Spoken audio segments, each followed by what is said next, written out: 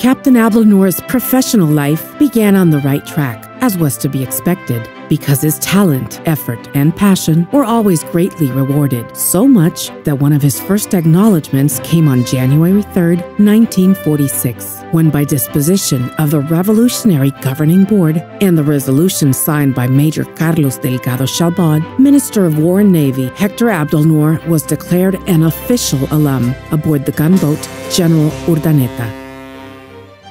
Subsequently, that same year, and by the same disposition of the Revolutionary Governing Board and the resolution of the Minister of War and Navy, he is informed of his promotion to the level of midshipman. This is a level in the Venezuelan army that constitutes first rank among the officers in this South American country. During this same period, but exactly 1 year before, in 1945, a Revolutionary Governing Board was constituted with Rómulo Betancourt as its president, who was considered the father of democracy in Venezuela. In that first term, he achieved a more beneficial agreement for Venezuela with the petroleum companies, because with the fees demanded, the government could finance important improvements for education and sanitation. It also launched a new, fully democratic constitution and facilitated things for the organization of the workers and farmers movement.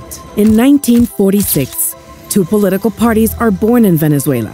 COPEI, a political party framed within the idealist tendency Christian humanism, in which one of its fundamental principles is defense of human dignity and search for the common good. The second party, Republican Democratic Union, with its Spanish initials URD, a progressive political party based on democratic and revolutionary doctrines. In this same time period, in the political field, direct, secret, and universal election is established for all political posts of popular election. Women are incorporated in politics, and the presidential term is set for 5 years. In 1948, Captain Abdelnour receives notice that by Resolution Number 449 of the Command of Naval Forces of the Ministry for National Defense, he has been assigned the post of liaison officer of La Guaira's coastline between the command and warships on account of the presidential administration transfer. Signed by Commander Wolfgang Larrazábal, frigate captain.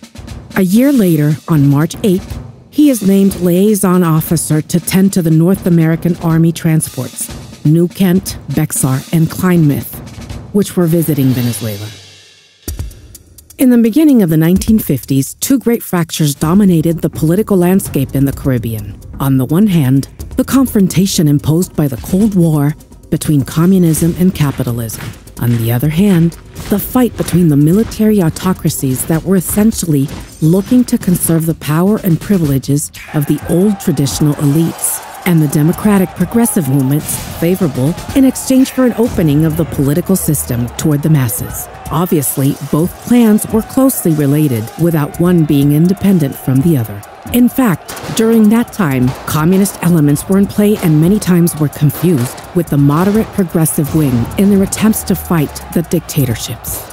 It was under this elaborate setting over the fight for power that the United States and Venezuela's governments were related. The U.S. politics towards the Caribbean were heavily nuanced by the global strategy for the containment of communism, expressed for the first time in the Truman Doctrine of 1947. This led to the division of both movements, which would become clearer and more evident after the victory of the Cuban Revolution of 1959. This is how in the last month of 1952 in Venezuela, Commander Marcos Pérez Jiménez, candidate for the ruling party Frente Electoral Independiente, disregards the electoral results and proclaims himself president, ruling the country by means of a fierce dictatorship that would end with his own overthrowing in 1958. The end of his presidency is considered the beginning of the democratic era in his country.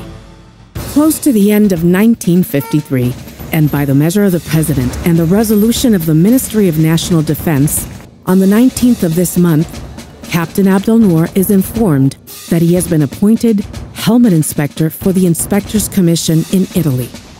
This took place in the port of Livorno, which was one of the most popular ports of the Mediterranean.